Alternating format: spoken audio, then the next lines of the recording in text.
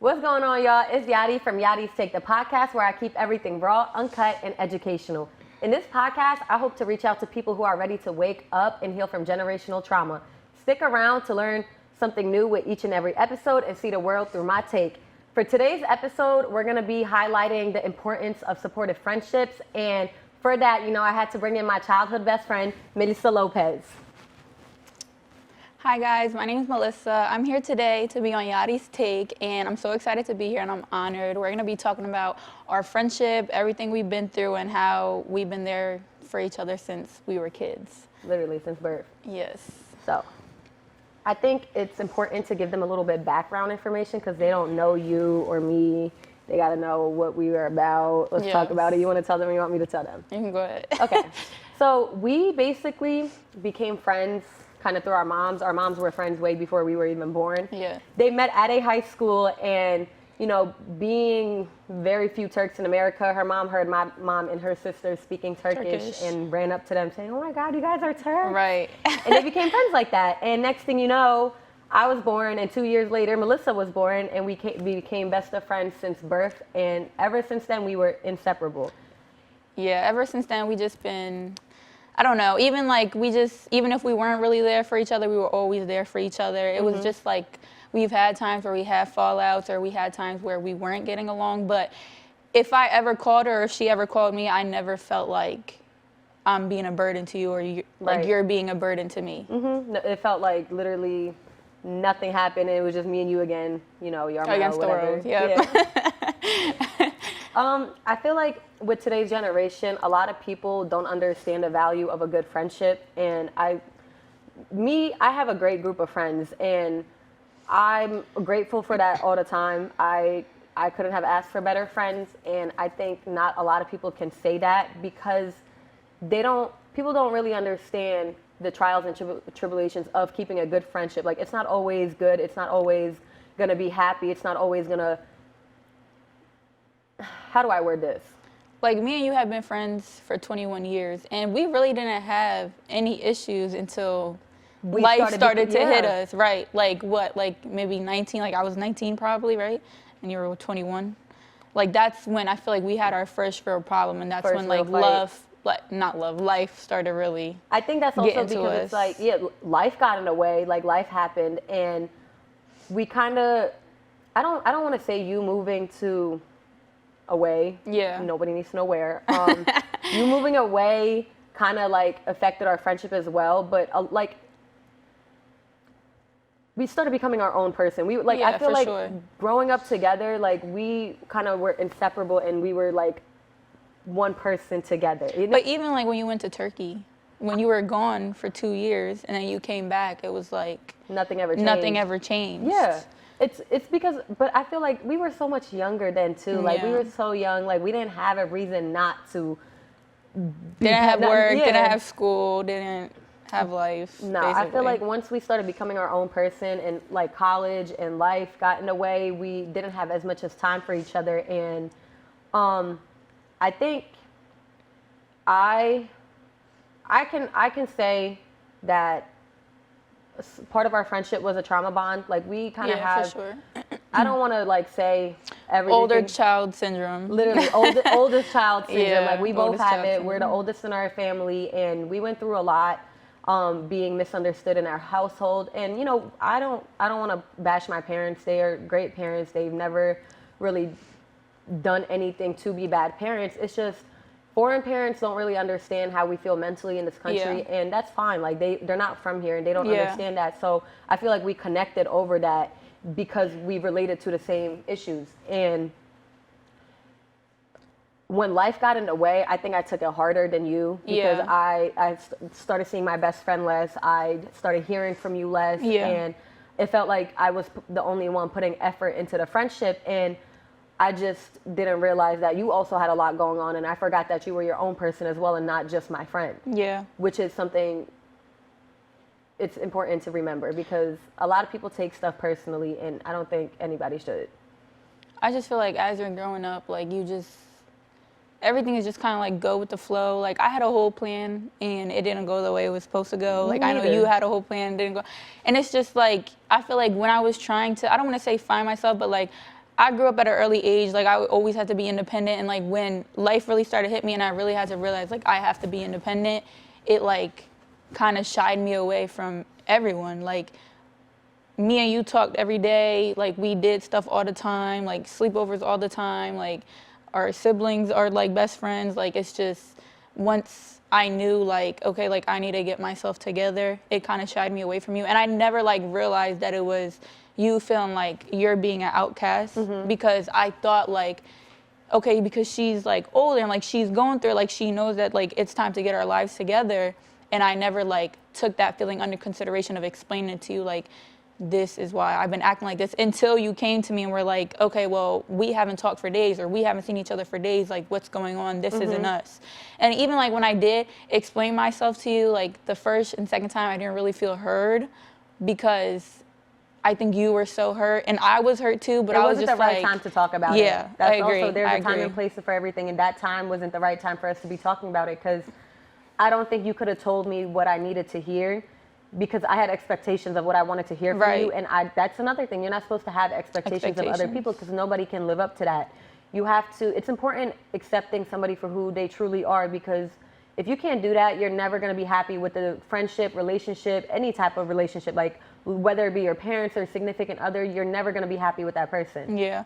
And I think, like, we didn't talk for maybe it was like 2-3 months.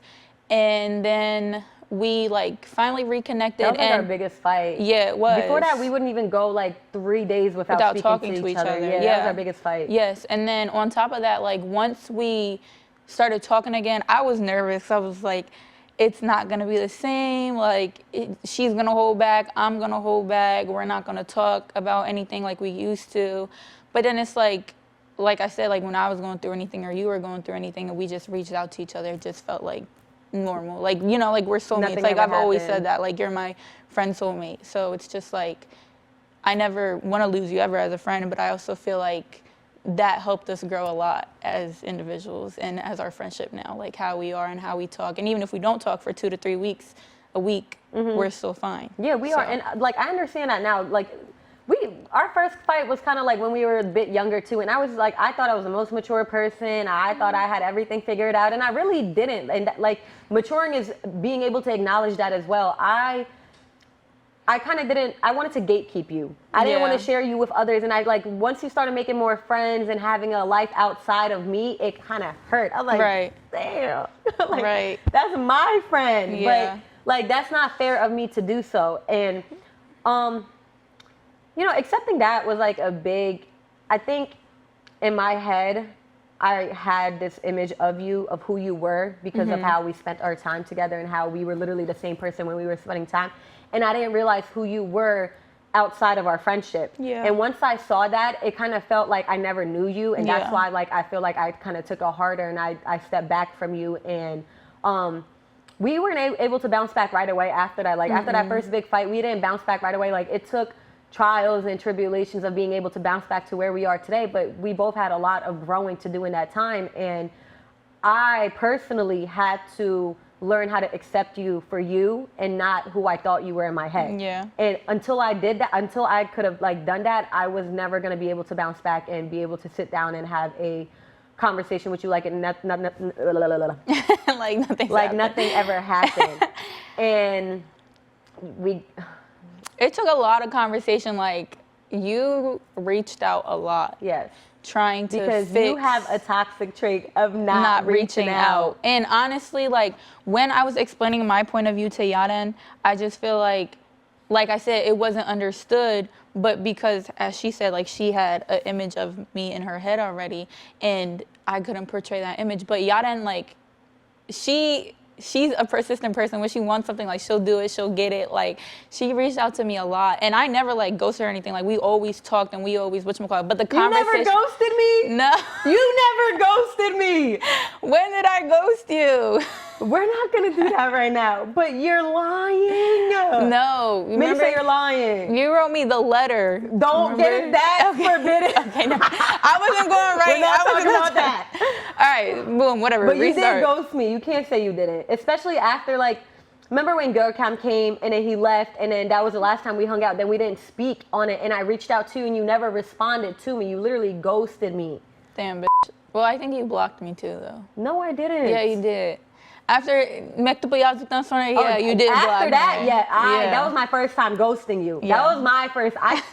Okay, I'm gonna touch into that because I really thought I wasn't gonna be able to be friends with her again. Like, it hurt being her friend because nothing was the same. Like, this is a little era where it felt like we couldn't bounce back right away. It felt like nothing was ever gonna be the same, and that's okay though. Like, it's not supposed to be the same. And because it felt that way and it hurt more to be your friend than to not be your friend at that moment. So I took a conscious decision and made a decision to stop being friends with her, period, because I was like, I can't just be her friend and not have this type of bond with her because you were somebody I held so dear to my heart. And it hurt being it felt like you weren't my best friend, you were just another friend. Yeah. And that hurt. So I kind of ghosted you and I was like, we're done being friends. This is because I love you and I can't be friends like this. And that was a bad move. When she said that, when she said that, I was just like, in my head, I'm like, all right, what am I gonna do now? What's next? And really, I never saw it like how Yaden saw it, and I think that's why we had that disconnect because I don't see it as we have to talk. Like, I have other friends outside of Yaden, like me and Yaden are very close, but we cannot talk for a month. Anymore. 2 months. We don't see each other for a long time and it's always fine. And I thought, in my head, I'm like, all right, she's just going to understand me. It's going to be fine. So when she did that, I was just like, well, what am I supposed to do now? What's next? And I was just like, in my head, I was just like, all right, it's just an in the moment thing. It's going to go away. Don't stress about it. Don't just give her time. And like I said, I never seen it as how Yaden saw it, and that's where the disconnect was. Because to me, it's just okay, we're growing up, we're going our separate ways, but we're always going to be there for each other.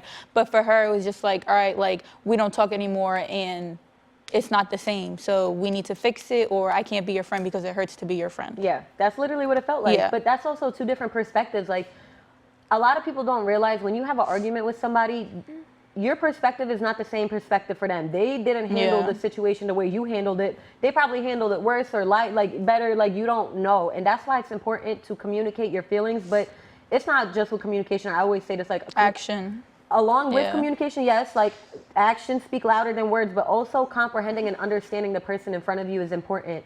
And I've been through a rough patch in life overall, and if it wasn't for my family and my friends, really important for me to have my friends by my side because you supported me when I needed it the most, and I feel like a lot of people, it helped me in staying sane in most of the part. It really did, because I had somebody who could talk to, and even if you didn't understand me, you tried to understand me. You made me feel heard, and you made me feel like my feelings were valid, and a lot of people, with the newer generation coming forward, I don't see strong friendships anymore. And that kind of hurts my feelings because, you remember our friend group. We had a really strong friend group. Yeah, and none of us really talk anymore. And, we're still cool. It's not that we're not cool. We're still cool. Life just got in the way. But it's important to remember, you always got to be there and support one another. And,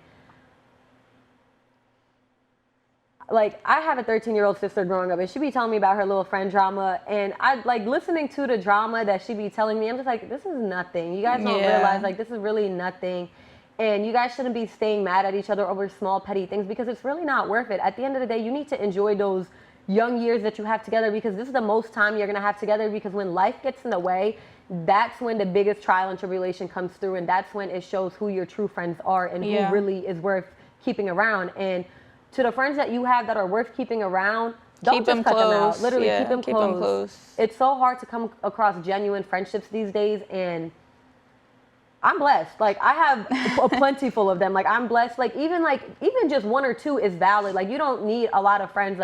That's another thing. There's quality over quantity. Yeah, and you're also so you're also the type of person that talks. You like to talk. You like to say how you're feeling. You like to say how you're feeling.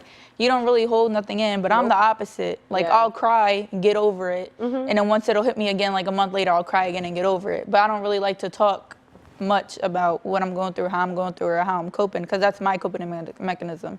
And you're more so all right, well, let's talk and let's fix the problem. And I'm like, okay, well, I don't want to fix the problem right now, so I'm just going to cry, get over it, and then we can fix the problem when I'm ready, which obviously is not okay all the time, but That's it's also important to another difference understand between each you other's and I. differences. Yeah. Because I want to talk it out don't mean you want to. Yeah. But at the end of the day, like, You can only go so long. yeah, Yeah. it's only so long that you could go without talking, and giving each other space is perfectly fine. That's totally okay. Don't be mad at your friends for giving you all that time and space. They're just giving that to you because they probably need it. Like, it's friends, relationships, family relationships, all of it. Yes. It doesn't matter who it is. Like, if you need that time, take that time, because once it starts piling up on the top of each other, like, you don't want to talk to them anymore. Like, that's how I am. Like, once stuff starts to pile on top of each other, I'm like, all right, well, I don't need you in my life. Like, you're giving me all the stress back to back to back. Just give me time. Like, that's all I need is time. Right. So I think that's important too. A lot of people take that like, all right, well, she doesn't want to talk to me, or he doesn't want to talk, or he doesn't want to be with me, or she doesn't want to be with me. That's not what it is. People just cope in different ways. And if you need that time, life is stressful. Like, it really is. You just need to have self-care for yourself before anything. And I think that's also something that I was trying to learn when me and you were going through it, is like, I need to put myself first and how I'm feeling to be able to be a good friend to you, to be able to be a good daughter, to be a good girlfriend, like anything, just to be good, period. And I thought that you not wanting me a part of that, I took that personally because I wanted to be there for you as well throughout that process. I thought, well, she could talk to me about everything. We done been through everything together. Yeah. Why can't we go through this together? And I took it personally, as in you just didn't want me a part of that process. But that touches back to what I said earlier. Like, not everybody, if somebody's going through something, it's not always personal. Don't, like, if you're taking it personally, you have issues that you got to work on yourself. And I did, and I worked on it. Like, I'm not the healthiest individual today, but I'm in the process of it. And I'm proud to where I've come to. And therapy works, but it only works if you allow it to. That's one thing that I also highlight. Like, if you're in therapy, please go with the intention of healing and bettering yourself, because if you're in therapy just expecting to be healed, it's not going to happen. Yeah. It's only going to happen if you put the work and effort into making it happen. And I wasn't ready to do that yet. Like, I was just ready. I had different coping mechanisms, and I kind of had an avoidant personality, and I avoided my issues until I realized, I was like, I can't keep doing this. I'm only getting so much. I'm not going to get younger, and I can't keep staying in this childish mindset and projecting everybody's emotions on mine and taking everything personally, because that's emotionally overwhelming to a person. It drains the life out of you, because it's like, why are you over here stressing about something that you don't even need to be stressing about? Yeah. Just like seeing you grow up and just seeing you like go to Turkey for like 2 years and coming back and being a whole different, like being a grown woman. I feel like you're a grown woman and I was not a grown woman. Like, like I said, like life humbled you at an early age. Apart, yeah. So we went through life separately. Exactly. And then like you came back, and then like just everything that you told me and everything that you were going through then, it like hurt my feelings. Like, you know what I mean? Like, cause why is she going through this? Like, why, you know, like why are you? Trauma dumping. Emotional, but yeah, just like, why are you like going through this, or like, how can I help you, you know? But you did a great job with helping me. It's okay. Don't make me cry. Shake it off. Nah, that's funny. That's funny. All right. Woo. Nah, y'all, like, y'all don't understand. This really is the longest friendship I've had, and the one that literally, I've never been tested in a friendship this much. Like, that's really what it is. And that's the reason why we are the way we are today is because we went through those trials and tribulations together. And I'm just happy that I'm happy that you didn't let me end it off with that letter and I drove off and that was the end of it. You so dramatic, bro. That was like, so straight out of a movie. I'm looking at like the letter. I'm looking at you driving. I'm like, what the? I didn't say nothing. I gave you a letter. I hugged you and I just dipped. I said, yes, this is it. I blocked you. I never spoke to you again after that. It was definitely a movie scene. And then, like, it was funny because our moms were actually like, what is going on between y'all? Like, I remember, didn't know like, anything. No, because Havab actually texted me and was like, what is going on? Like, we don't see you anymore. Like, why aren't you coming around? Like, why don't you guys asking about you? Like Pop started asking about me. Like, I don't know. It was just like, it wasn't like if it was just affecting us. It was affecting like our whole family. I felt like you know, like my mom was asking like, what's going on? Like, why don't she come around? Why aren't y'all talking? What's going on? And then when I told my mom, she was just like, all right, well, just take the time that you need and it'll come back together. Like, don't worry, it's going to come back together. And that's what happened. I told my mom to stay out of it, and she still reached out to you. Like, So you see what I mean? Like, we couldn't have stayed apart even if we wanted to. But see, me doing that, I feel like it not forced you to, but you took a step in doing something that you wouldn't have. Like, you pulled on me, and you pulled up on me this time. Yeah. And that's when we started talking again. Yeah. And yeah, you're it's right. really not worth being petty over small stuff. Like, it's like, at the end of the day, if you have a good friend, hold on to that friend, because it's so hard to come across something like that. I don't know, like a lot of people say like you make your best friends in high school and college, but I make no friendships out of college, and out of high school I only have 2 friends that I still talk to, and yada, and that's it. Like, that I always talk to on a, you know. But you're also a hard person to like make friends with. Like, I think so. I feel like if whoever the friends that you made at a young age is the ones that you're going to stick by, because is the ones that you could keep. Yeah, like the type of person that you are, you're not very opening to your heart. And I understand why, because you have your own issues with that. And that's perfectly fine. That's something that you can work on if you want to, but I just don't want to let people close to me. Like, you know, it's just not like everybody deserves that. Yeah, though. like I have the people that I trust, that I love, and that I cherish. And these 3-4 people is enough for me. It is. Like, you that's don't need a lot of quality over quantity. Yeah. Let's talk about how, especially the younger, I feel like it's the young, I don't know, maybe I'm just bashing the younger generation too much. She's like, if I'm it's not around generation, it's Esma not a lot, and she just like, I love you, Esma. If you're watching this, I'm not complaining, but I feel like the issues that you come to me with your friends, I feel like that's the image that I have of the younger generation right now. Yeah. That's the only perspective I have. But like, you do not have to talk or text a person every single day to have them be a good friend. But I feel like that's also a girl thing, because Yeet is not like that. Yeet won't talk to his friend for a long time. And he'll be like, oh, like, I don't know, we just not hanging out. Like, I'll see him when I see him. So I feel like it's a female thing. It's definitely a female thing. I don't think it's a male thing. Yeah, my brother's not like that either. Yeah, I don't think it's a male thing, but it is a female thing. Like, females really, like, especially the little girls, they be mad at you if you didn't text them good morning, they best friend. Good morning, best friend. Like for the second day in a row. Like, girl, it's not that deep. Like, you're not. When you get older, you're not gonna have the time and patience to be texting everybody every single day. Yes. I only text you when we're going through, it sounds bad, but when I need something or when I'm about to see you. But that's really it. And it's like, if we need to talk, call me, because I'm not texting back and forth. And I don't like talking on the phone. Oh, that's crazy.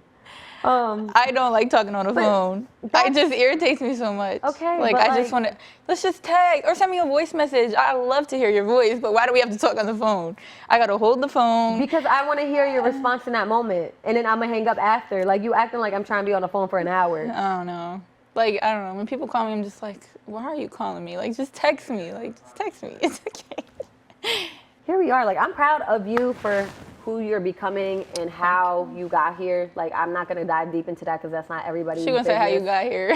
No, like, you really have, because in the time that I stepped away from you, I noticed a lot about you that I didn't have while we were friends, and I took everything personally. It just goes back to that, like, don't take anything personally. I took everything personally, and once I stopped doing that, I was able to realize why you did what you did, and I was able to sympathize and empathize with you and be able to understand why you did what you did. And you too, like, at first you didn't understand why I was so mad at you. You didn't see my feelings. You didn't validate my feelings for how I felt towards you, and we were able to do that only because we had each other's best interests at heart. Like, when you grow up, you realize you lose, what's the word I'm looking for? You don't have the same stuff in common as the same interests, same energy. It's just same different. Hobbies. It becomes different, and once you start losing that, now it's like you don't know what to do with that person anymore, because it's like when you're sitting down and talking to them, you don't have the same interests to talk about, or when you guys want to go out and hang out and do an activity, you guys don't want to do the same thing. Yeah. And then you realize you start growing apart. But if you genuinely love and support each other for each other and have each other's best interests at heart, it doesn't matter what different interests you have. You guys are always going to find a common ground and be able to bond through that. Yeah, and I think, like, I feel like once you started coming to school here, like, you just flourished so much. Like, you are, like, you kind of did, like, a 360, I feel like you're doing Yarrii's take. Like, this is amazing. And I tell you, like, I'm proud of you, but it's just, like, being here with you now and seeing how it all plays out and how, like, like you said, raw and uncut, and just like how everything is. Like, I think this is so cool. Like, this is so amazing, and I'm so happy for you to be able to just, you know, be yourself. Like, you're an amazing person, but I feel like you said, when you were in that situation that you were in, it was hard for you to flourish and hard for you to grow. So that's why, like you said, we always just came to each other like, what are we gonna do? Like, Yeah. what are we gonna do? Like, we had plans of like leaving, like I don't We know, were like supposed to moving move out out, together. Like, what we had happened? plans of like just not getting married, just moving out, just like going to a different state, like, because that's how traumatizing it was. I know. But like, that's why I feel like stepping out of your comfort zone is important, because you're not going to be able to grow in your comfort zone. Yeah. And I was only able to grow because I stepped out of that comfort zone, and I'm wishing the same for you. Like, it's time to step out of your comfort zone, Yeah. you know. With all that being said, you know, this was a very emotional episode for us, but that is me and Melissa's take on how to build a healthy friendship overall. I hope this persuades you to, you know, take the time to do some self-care, work on yourself mentally, and fix those unhealthy relationships you have. Or I hope it pushes you to start creating more healthy friendships and relationships overall. But as you know, we are on Instagram, Google Podcasts, Apple Podcasts, Spotify. Make sure you tune in and stick around for our next episode.